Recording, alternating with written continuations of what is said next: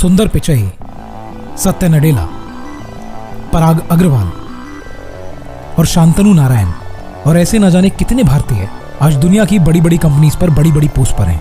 लेकिन क्या आप जानते हैं कि भारतीय होने के अलावा इन सभी में एक बात बड़ी कॉमन है, और वो ये कि ये किसी भी तरह इंडियन एजुकेशन सिस्टम के इस ट्रैप का हिस्सा नहीं रहे, या फिर समय रहते उससे अलग हो गए। और इन सभी काबिल लोगों ने सिर्फ इसलिए इंडिया को छोड़कर बाहर जाकर अपनी एजुकेशन पूरी की क्योंकि हमारा करंट एजुकेशन आर्किटेक्चर इन्हें बेहतर विकल्प नहीं दे पाया। डॉली चाय वाला, वड़ा पाव गर्ल, अरविंद मेरा साथी या फिर सुपरस्टार पुनीत और उनके जैसे और भी इन्फ्लुएंसर्स, आप भले ही उन्हें पसंद करें या ना करें, ये सभी इस पूरे एजुकेशन सिस्टम के मुंह पर एक जोरदार तमाचा है, क्योंकि वो इस एजुकेशन ट्रैप में कभी फंसे ही नहीं। और ये सब इस सिस्टम से निकले हुए वो रोबोट्स नहीं है जो किसी का थोपा हुआ ऑर्डर फॉलो करते हैं। Actually they are doing good in their life. वो अपनी मर्जी का काम कर रहे हैं, अच्छा पैसा कमा रहे हैं और उनके पास अपना पूरा क्रिएटिव फ्रीडम है, जो इस सिस्टम से निकलने वाले मेरे और आपके जैसे डिग्रीधारियों के पास नहीं है। This complete education system is और ये कहते हुए मुझे बिल्कुल भी अच्छा नहीं लग रहा है। मैं खुद एक टीचर रहा हूं और मैंने ढेर सारे स्टूडेंट से बात की है, और आप आज खुद भी अपने आसपास मौजूद किसी भी व्यक्ति से अगर ये सवाल पूछेंगे तो आपको यही आंसर मिलेगा, क्योंकि वास्तविकता ये है कि इस देश को सिर्फ ग्रेजुएट्स नहीं बल्कि ज्यादा से ज्यादा एजुकेट्स चाहिए। क्यों हमारे पास आज भी ऐसे लोग नहीं हैं जो हमारे करियर में हमें गाइड कर सके?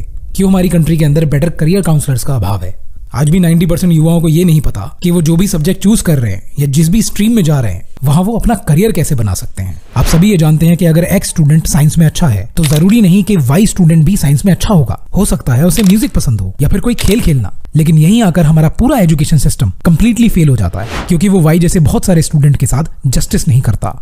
Albert Einstein once said that everybody is a genius, but if you judge a fish by its ability to climb a tree, it will live its whole life believing that it is stupid. और sadly ये हमारा आज का सच है, क्योंकि हमारा पूरा समाज एक स्टूडेंट को सिर्फ उसके मार्क्स के बेसिस पर जज करता है। लेकिन सवाल यहाँ ये उठता है कि क्या बेहतर एजुकेशन सिस्टम पर आपका हक नहीं है? क्या आप एक बेहतर हेल्दी सिस्टम डिजर्व नहीं करते? और आखिर इसका यह हल हुआ कैसे? और ऐसा क्या है कि ये पूरा सिस्टम कोई नोबल लॉरियट नहीं बल्कि एक कॉर्पोरेट स्लेवरी पैदा कर रहा है? और क्या वाकई में हमारा एजुकेशन सिस्टम इतना सड़ चुका है कि इसको उखाड़ फेंकना ही एकमात्र विकल्प है, या फिर अभी भी कोई चेंज किया जा सकता है? चलिए लेट्स टॉक अबाउट इट। क्या आप जानते हैं कि इस पूरे एजुकेशन ट्रैप के सेंटर में आप हो? क्योंकि इसकी शुरुआत तो आपके बचपन से ही हो गई थी। कैसे? आइए समझाता हूँ। आपके पेरेंट्स ने आपको अपनी क्षमता के हिसाब से एक अच्छे स्कूल में डाला और आप हमेशा से एक अच्छे और नेक स्टूडेंट की तरह टाइम पर अपना असाइनमेंट खत्म करते रहे, पूरे साल मोर देन 75% अटेंडेंस मेंटेन करते रहे और अच्छे मार्क्स के साथ एक रेप्यूटेड कॉलेज में एडमिशन के लिए मारामारी भी की, ताकि आपके पास एक कागज के टुकड़े से बनी डिग्री हो जिस पर चंद लोग ये फैसला लिख चुके हैं कि आपके कितने मार्क्स हैं और अब आप किसी एक स्पेसिफिक काम को करने के लायक हो, और इसी के बेस पर आपको आगे चल के एक जॉब ऑफर की जाएगी ताकि आप ढेर सारा पैसा बनाकर आराम से रिटायर हो पाओ। But wait, that's what you think, because सच्चाई तो इसके बिल्कुल विपरीत है। एक डिग्री लेकर जब आप बाहर निकलते हो तो आपको मालूम पड़ता है कि जिस डिग्री को लेकर आप चौड़ में घूम रहे हो वैसी काबिलियत और सर्टिफिकेट तो 99.9% युवाओं के पास है, लेकिन मार्केट में ना तो उतनी नौकरियां हैं और ना ही वैसा काम, क्योंकि आपको आज तक जो भी पढ़ाया गया, जो भी सिखाया गया, वो सभी कंप्लीटली आउटडेटेड है और उसके बेस पर आपको कोई काम कभी मिल भी नहीं पाएगा। और फिर आपके साथ वो होता है जो आज ज्यादातर युवाओं के साथ हो रहा है। सपने देखते थे सर कि मैं एक दिन पदाधिकारी बनूंगा, समय पर एडवर्टाइजमेंट आएगी, समय पर वैकेंसी क्लियर होगी, हम भी नौकरी में आएंगे। लेकिन हमने क्या किया सर, डिग्री लेते गया, 1 बाय 1 डिग्री लेते गया और मैंने अलग अलग डिग्री लिया। 12 साल एक लंबा अरसा होता है। इस दौरान आपकी ज़िंदगी में क्या क्या छूट गया? ज़िंदगी में सारी चीज़ छूट गया सर, घर परिवार रिश्तेदार सारे छूट गए। दुख है सर, क्या बोलूँ, मैं अपने दुख और पीड़ा को किसी पर सामना नहीं कर सकता हूँ सर। बहुत संघर्ष से पढ़ा हूँ, ट्यूशन पढ़ा के मैं 2012 से ट्यूशन पढ़ा के अभी तक मैं पढ़ाई किया हूँ और मैं कुछ भी हासिल नहीं कर पाया।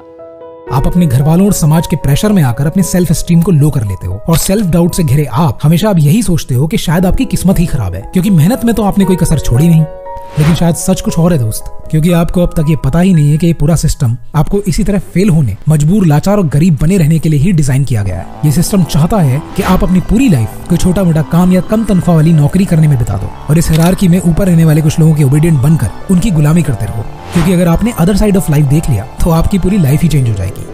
दरअसल इस सब की शुरुआत हुई थी लेट 1800 में, जब इस पूरे यूनिवर्सल एजुकेशन सिस्टम को डिजाइन किया गया था और इसे नाम दिया गया द पर्शियन एजुकेशन सिस्टम, जिसे कुछ सुपीरियर लोगों ने पर्शियन आर्मी को नेपोलियन की आर्मी से हारने के बाद अपने सोल्जर्स के लिए बिल्ड किया था। एक ऐसी फौज जो एक माइंडलेस ओबीडिएंट सोल्जर्स की तरह बिहेव करे और किसी भी सूरत में सिर्फ और सिर्फ अपने सुपीरियर्स के ऑर्डर्स को फॉलो करे। और बस आगे चलकर यही सिस्टम हमारे एजुकेशन आर्किटेक्चर का हिस्सा बन गया, जहाँ एक 7-8 साल का बच्चा 14-15 साल की उम्र तक ऐसे सिस्टम को सीखे जिसमें वो बिना कोई सवाल किए सिर्फ वही टास्क परफॉर्म करता है जो उससे कही जाती है। और ये सिस्टम जिंदगी भर के लिए उस छोटे बच्चे के दिमाग में इस कदर फिट हो जाता है कि वो अपनी बची कुची लाइफ का हर एक डिसीजन उसी आधार पर लेता है। दरअसल हमारे समाज में सन 1700 से लेकर 1900 के बीच में एक और बड़ा बदलाव हुआ, और वो था इंडस्ट्रियलाइजेशन। एक ऐसा युग जहां अब मशीनों का राज था।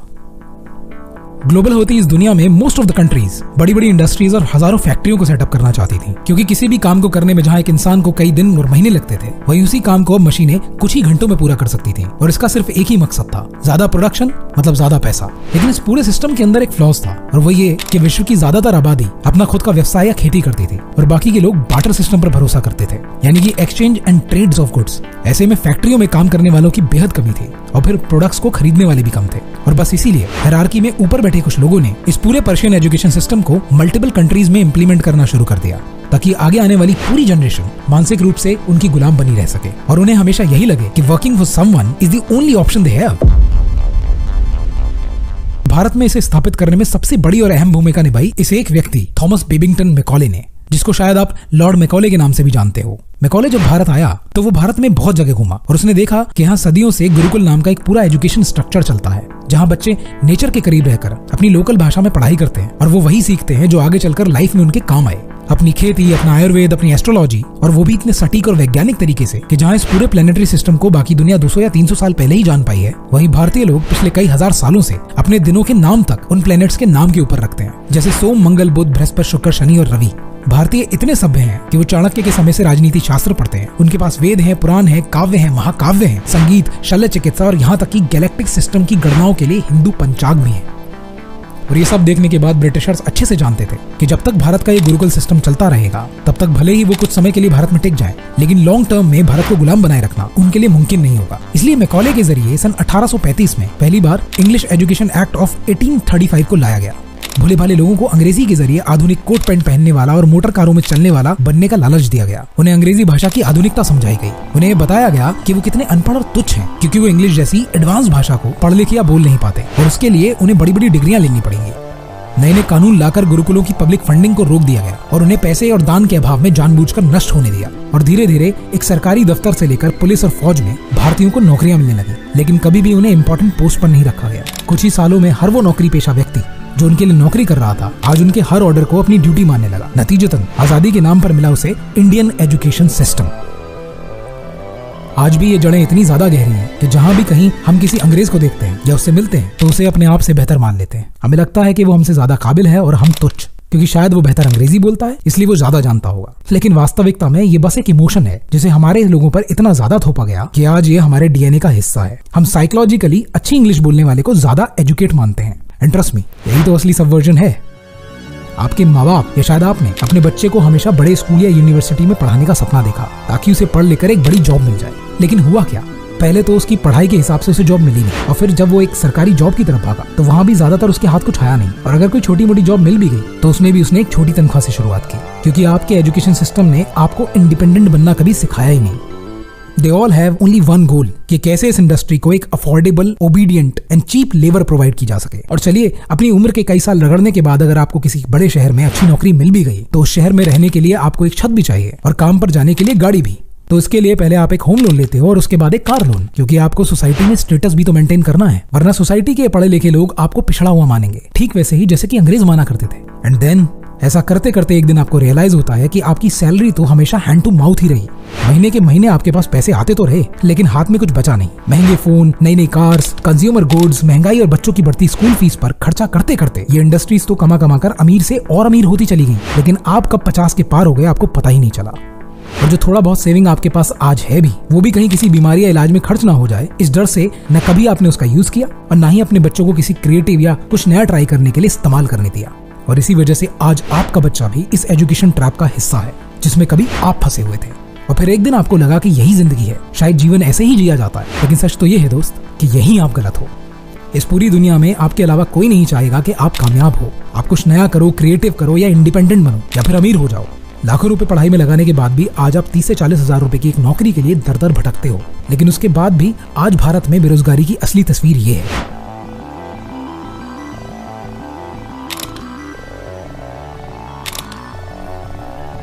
लेकिन क्या इसका मतलब यह है कि किसी को स्कूल या कॉलेजेस नहीं जाना चाहिए, पढ़ाई छोड़ देनी चाहिए या फिर नौकरी करना सही नहीं है? तो मेरा जवाब है नहीं, बिल्कुल भी नहीं। लेकिन जैसा कि मैंने पहले भी कहा कि हमें सिर्फ ग्रेजुएट्स नहीं चाहिए, बल्कि ज्यादा से ज्यादा एजुकेट्स चाहिए। अगर आप प्रैक्टिकली देखें तो प्रॉब्लम नौकरी करने में नहीं है, बल्कि खुद को अपग्रेड ना करना, अपने स्किल पर काम ना करना और सेम पैटर्न पे रहकर एक गरीब मेंटलिटी के साथ जीते रहना, ये एक प्रॉब्लम है।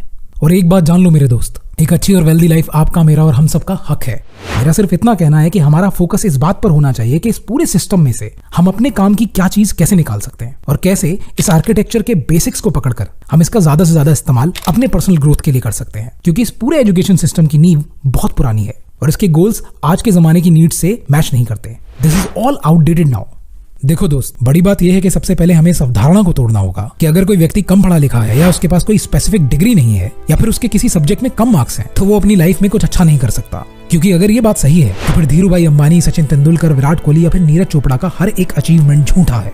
हम में से हर एक के पास आज दो विकल्प हैं। एक कि सब कुछ इग्नोर करके जो जैसा चल रहा है वैसा उसे चलने दें, या फिर दूसरा विकल्प है कि हम अपने आप को, अपने बच्चों को और ज्यादा एक्सपोजर दें, उन्हें समझाएं, उन्हें बताएं कि इस दुनिया में सिर्फ अच्छे मार्क्स लाना ही कामयाबी का अकेला पैरामीटर नहीं है। अगर आप फिजिक्स, केमिस्ट्री या मैथ्स में अच्छे नहीं हो तो भी आपके पास कोई ना कोई और स्किल जरूर होगा जिसे आप कम से कम फीस में या फिर कभी कभी तो फ्री में सीखकर और बेहतर बना सकते हैं। और यकीन मानिए ये आपको सेटिस्फेक्शन के साथ साथ ज्यादा पैसा भी देगा। आप अपनी उम्र के सबसे उत्कृष्ट साल जेईई, नीट या यूपीएससी की प्रिपरेशन में लगाने के लिए अपना सब कुछ छोड़ देते हो, लेकिन क्या आपने कभी अपने पैशन और स्किल्स को समझने या डेवलप करने के लिए कुछ महीने का ब्रेक लिया है? शायद नहीं। तो प्लीज अभी से ऐसा करने का प्लान कीजिए। आप पीछे सिर्फ इसलिए हो क्योंकि आपको लगता है कि बीटेक या एमटेक की डिग्री हासिल करने से आपको एक बढ़िया जॉब मिल जाएगी, लेकिन आपको ये पता होना चाहिए कि इन सभी क्षेत्रों में आगे बढ़ने के लिए आपको अपने स्किल्स को और ज्यादा शार्प करना होगा। और इंटरनेट पर उपलब्ध कुछ ऑनलाइन कोर्सेज इसमें आपकी मदद कर सकते हैं, क्योंकि इसे सिखाने वाले आपके कोई रूढ़िवादी या फिर थ्योरेटिकल टीचर नहीं है, बल्कि वो लोग हैं जिन्होंने ना सिर्फ इस फील्ड में अच्छा किया है बल्कि वो उसमें एक्सपर्ट भी हैं। और इसके लिए बस आपको अपने फील्ड से रिलेटेड एक्सपोजर को इंटरनेट पर रिसर्च करना है। और आखिर में मुझे लगता है कि इस पूरे सिस्टम को हमारे गुरुकुल शिक्षा पद्धति से बहुत कुछ अडॉप्ट करने की जरूरत है, जैसे किसी भी तरह की स्टडी को उसके लोकल लैंग्वेज में सिखाना, क्योंकि दुनिया भर की रिसर्च ये प्रूव करती है कि आप अपनी मातृभाषा में ज्यादा बेहतर तरीके से सोच या सीख सकते हो। फ्रांस और जर्मनी जैसे देशों में आज के समय में भी बच्चे अपने लोकल लैंग्वेजेस में पढ़ते हैं, क्योंकि इंग्लिश या कोई और भाषा तो बस उनके कम्युनिकेशन का एक माध्यम है और उसे कभी भी सीखा जा सकता है। इसके अलावा क्यों ना हमारे पास अपने मन पसंदीदा सब्जेक्ट्स या खेल या क्रिएटिव स्टडीज को चुनने की पूरी आजादी हो, उसके लिए एक पूरा इंफ्रास्ट्रक्चर हो, ताकि आने वाली जनरेशन अपने सबसे बेहतर रूप में दुनिया के सामने आ सके। लेकिन इन सब के लिए अगेन हम सबको मिलकर वोकल होना पड़ेगा। सोशल मीडिया से लेकर इलेक्शन कैंपेन्स में, वोटिंग एजेंडा में इस सब विषय पर बात करनी पड़ेगी, ताकि सरकारें इस ओर ध्यान दें और आने वाला समय न सिर्फ हमारे लिए बल्कि आने वाली जनरेशन के लिए भी एक उज्जवल भविष्य लेकर आ सके। और अंत में मैं आप सब लोगों से विदा लेता हूँ एंड आई होप कि आपको मेरा ये काम पसंद आया होगा, क्योंकि यकीन मानिए इस तरह की वीडियोस को बनाने में बहुत ज्यादा मेहनत लगती है। और अगर आप अभी भी इस वीडियो के अंत तक टिके हुए हैं तो मैं उम्मीद करता हूँ कि इस चैनल को आप सब्सक्राइब जरूर करेंगे। So like and share this video and hit the subscribe button. Thank you so much.